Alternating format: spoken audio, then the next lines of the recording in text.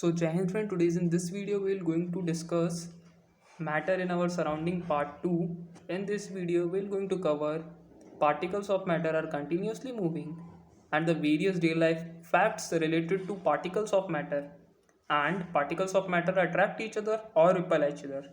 So without wasting any time, let's begin. So our first topic is particles of matter are continuously moving.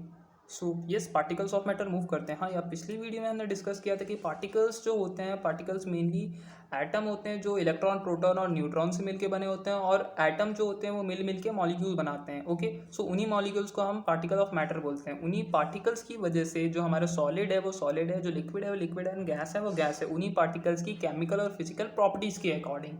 Okay, सो इस video में हम जानेंगे कि जो particles of matter रहता है वो सॉलिड के अंदर मूव कैसे करता है, लिक्विड के अंदर मूव कैसे करता है, और गैस के अंदर मूव कैसे करता है, और उसको डेमोन्स्ट्रेट भी करेंगे.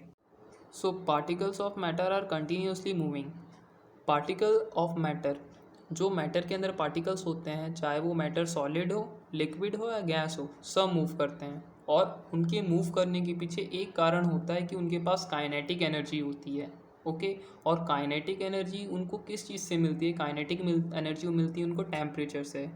फॉर एग्ज़ाम्पल, आप लोग मूव करते हो, आपके पास एनर्जी होती है और आपको एनर्जी मिलती है फूड से. वैसे ही अगर मैं मैटर की बात करूँ तो मैटर के पास काइनेटिक एनर्जी होती है जिसके कारण वो मूव कर पाता है, और मूव कर पाता है, और उसके पास काइनेटिक एनर्जी होती है. काइनेटिक एनर्जी उसके पास टेम्परेचर के कारण होती है. सो जितनी ज़्यादा आपके पास काइनेटिक एनर्जी होगी इतना ज़्यादा उसका मोशन होगा, और जितना ज़्यादा टेम्परेचर होगा उतनी ज़्यादा काइनेटिक एनर्जी होगी. सब एक दूसरे पे डिपेंडेंट है, सब एक दूसरे के प्रोपोर्शनल हैं. सो सर, आप पूछोगे व्हाट इज़ काइनेटिक एनर्जी, आखिर ये काइनेटिक एनर्जी है क्या चीज़? So let me explain you what is kinetic energy exactly. So अगर आप देखें, कोई भी ऑब्जेक्ट अगर मोशन में है तो उसके पास एक एनर्जी होती है, डेट इज़ मैकेनिकल एनर्जी. उसके पास मैकेनिकल एनर्जी होती है, और मैकेनिकल एनर्जी दो पार्ट्स में डिवाइडेड है. एक काइनेटिक एनर्जी, एक पोटेंशियल एनर्जी. कोई भी ऑब्जेक्ट अगर मोशन में है तो उसके पास या तो काइनेटिक एनर्जी होगी या तो पोटेंशियल एनर्जी होगी. सो काइनेटिक एनर्जी और पोटेंशियल एनर्जी आखिर है क्या चीज़? सो मैं अभी आपको इसका हल्का फुल्का बता दूंगा. एक शैलो हम लोग अंडरस्टैंडिंग बना लेंगे, बट आगे जाके हम इसकी डीप अंडरस्टैंडिंग करेंगे जब ये टॉपिक का रिलेवेंस आएगा. ओके, सो काइनेटिक एनर्जी और potential energy. So potential energy is refer to the position of the object. Means potential energy dependent होती है पोजिशन ऑफ द ऑब्जेक्ट पे. को फर्स्ट फ्लोर से फेंकेंगे और उसी बॉल को आप अगर सेकंड फ्लोर से फेंकेंगे तो उसकी स्पीड जो रहेगी, उसमें एनर्जी जो रहेगी ज़्यादा तब रहेगी जब उसको आप ज़्यादा ऊंचाई से फेंकेंगे. ऑब्जेक्ट का पोटेंशियल एनर्जी भी उतनी उतनी बढ़ती जाती है. Okay, so potential energy related to the position of a object. ठीक. और काइनेटिक एनर्जी आपका जो ऑब्जेक्ट है वो कितनी तेज लीनियर मोशन कर रहा है. ओके, कितनी तेज मूव कर रहा है, that is kinetic energy. Okay, means अगर ये बॉल है और ये आपके फर्श पे ऐसे मूव कर रही है फॉर एग्जांपल, सो इसके ये क्या चीज़ पोजेस करती है? इसके पास काइनेटिक एनर्जी है, तभी ये मूव कर पा रही है, अदरवाइज ये मूव नहीं कर पाती. और अगर एक बॉल आपकी छत से नीचे गिर रही है, उसके पास पोटेंशियल एनर्जी है क्योंकि वो फ्रीली फॉलिंग ऑब्जेक्ट है और वो ऊपर से गिर रही है. उसकी पोजीशन देखिए आप, पोजीशन के हिसाब से उसके पास एनर्जी है, और इसको आपने एनर्जी गिवन की है, इसके पास इसकी पोजीशन के हिसाब से एनर्जी नहीं है. That is the difference between the kinetic energy and the potential energy. I hope आपको ये समझ में आया. So move further. यहाँ से हम डेप्थ में जानेंगे कि आखिर पार्टिकल्स का जो मोशन रहता है वो सॉलिड में कैसा होता है, लिक्विड में कैसा होता है, और गैस में कैसा होता है. सो अगर मैं स्पेसिफिकली सॉलिड की बात करूँ तो सॉलिड के जो पार्टिकल्स होते हैं उनके बीच में स्पेस बहुत ज़्यादा कम रहता है, जिसकी वजह से उनका फुल फ्लेज मोशन नहीं हो पाता है. तो अपनी अपनी जगह पे वो वाइब्रेट करते हैं, और उनका वाइब्रेशन एक पार्टिकल से दूसरे पार्टिकल में फैलता जाता है. तो इस टाइप से उनका उन्हीं की जगह पे मोशन होता है, और उसको हम लोग वाइब्रेशन बोलते हैं. सो मेनली अगर आप आयरन शीट देखेंगे तो आयरन शीट को आप एक साइड से हिट कीजिए तो उसके जो वाइब्रेशंस रहते हैं पूरी आयरन शीट में फैल जाएंगे. आप आयरन शीट को इस साइड से हिट करेंगे, बट आपको उसके वाइब्रेशंस यहाँ भी सुनाई देंगे. वो इसलिए क्योंकि यहाँ एक पार्टिकल दूसरे पार्टिकल्स को हिट करता है, दूसरे पार्टिकल्स और भी पार्टिकल्स को हिट करता जाता है, और एक वेव जैसा इनके बीच में मोशन होता है, और ये जो वाइब्रेशन रहता है, वाइब्रेशन जो एनर्जी आपने इसको दी है वो पूरी शीट में फैल जाती है। ओके, तो ऐसे मोशन होता है पार्टिकल्स का सॉलिड्स के अंदर। सो आइए देखते हैं कि वाटर में आखिर लिक्विड में पार्टिकल्स का जो मोशन होता है वो कैसे होता है। ठीक, तो इसको जानने के लिए आपको एक छोटा सा एक्सपेरिमेंट करना पड़ेगा कि बहुत ईजी सा एक्सपेरिमेंट है कि आपको एक ग्लास ऑफ वाटर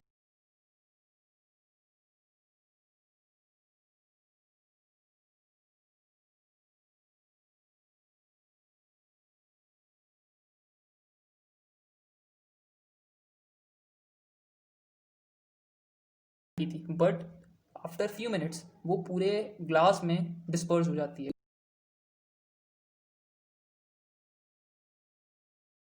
उसके पीछे का प्रिंसिपल ये है कि जो आपने जो वाटर के मॉलिक्यूल्स रहते हैं उनमें स्पेस ज़्यादा रहती है।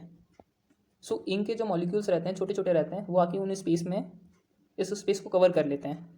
और जब इन लोगों ने इस स्पेस को कवर कर लिया तो इतना पोर्शन वाटर का ब्लू हो गया, और अगर ये आगे कवर करते जाते हैं तो ब्लू होता जाता है। ठीक, सो वाटर में आपने अपनी तरफ से कोई फोर्स नहीं लगाया, तो ये कैसे हो रहा है, ये आगे आगे कैसे बढ़ रहे हैं, ये आगे आगे कैसे बढ़ता जा रहा है, तो it is due to the motion of the particles. यहाँ जो मॉलिक्यूल्स हैं उनमें उनके अंदर मोशन हो रहा है, खुद ब खुद मोशन हो रहा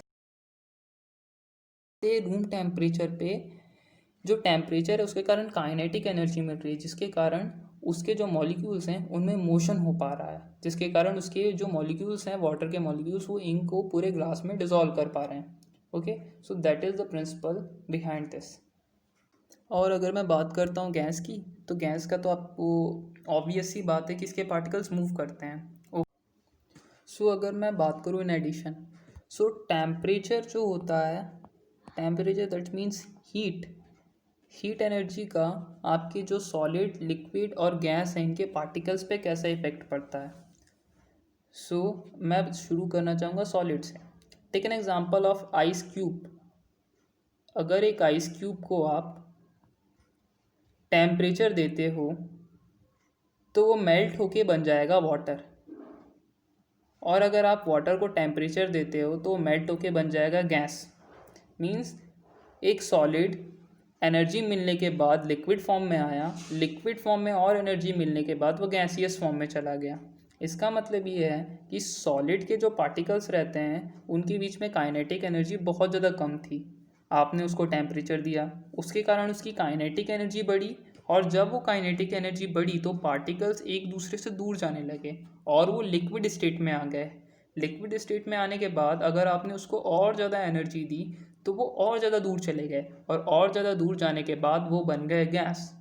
so the simplest example of this is ice cube two water vapour. ये सबसे ज़्यादा सिंपलेस्ट एग्जांपल है इस चीज़ को समझाने का। अगर आप आयरन में भी देखें तो आप आयरन को मेल्ट करने के बाद वो एक लिक्विड फॉर्म में आ जाता है। सो ये प्रोसेस सभी मेटल्स में होती हैं, सभी मैटर्स में होती हैं। Okay, so temperature play a very crucial role to boost up the kinetic energy of particles of matter। Okay, जो टेम्परेचर है उसने kinetic energy of particle of solid cube, I mean ice cube, उसको बढ़ाया, तब वो liquid state में आया।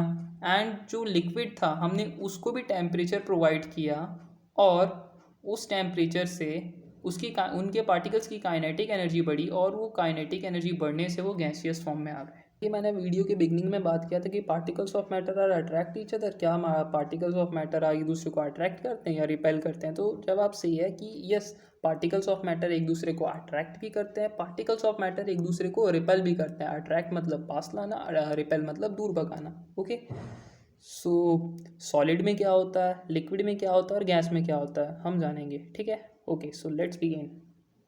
सो solid में आप देखेंगे कि इसके जो मॉलिक्यूल्स रहते हैं, इसके जो पार्टिकल्स रहते हैं, ये आपस में, इनके बीच में स्ट्रॉन्ग फोर्स रहता है, इनके बीच में आपस में बहुत ज़्यादा अट्रैक्शन रहता है। वो अट्रैक्शन इतना ज़्यादा होता है कि आपको इसको तोड़ने में बहुत मेहनत लगती है। ओके, आप इसको तोड़ नहीं पाते हो। ठीक, और जिस सॉलिड के बीच में अट्रैक्शन कम रहता है वो जल्दी इजीली टूट जाता है, but in solids the attraction is maximum. ठीक, जितने भी सॉलिड रहते हैं वो सॉलिड इसलिए हैं क्योंकि उनके पार्टिकल्स के बीच में जो अट्रैक्शन फोर्स है वो मैक्सिमम है।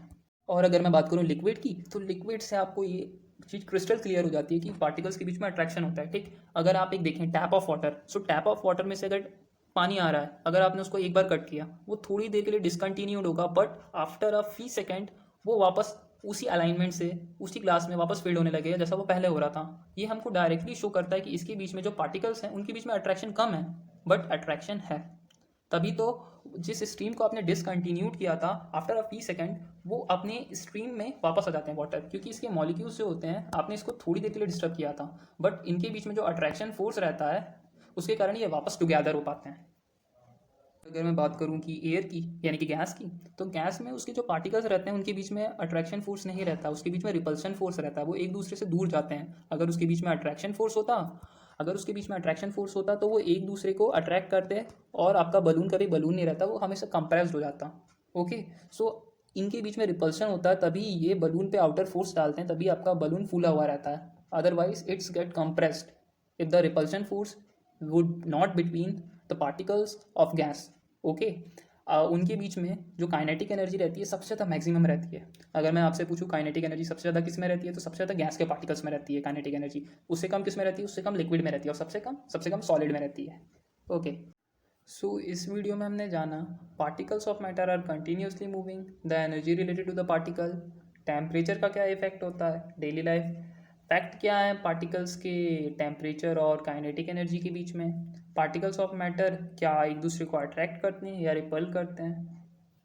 सो इसके आगे के टॉपिक हम आने वाली वीडियो में डिस्कस करेंगे। सो तब तक के लिए thank you for watching, do rate, review, like, subscribe our channel my education, and tell us if you like this lecture. Free to ask any queries and doubts in the comment section below, and join our Telegram channel for the latest update, notification and direct connection with us. So तब तक के लिए thank you for watching. Bye bye, stay blessed, stay inspired. Jai Hind.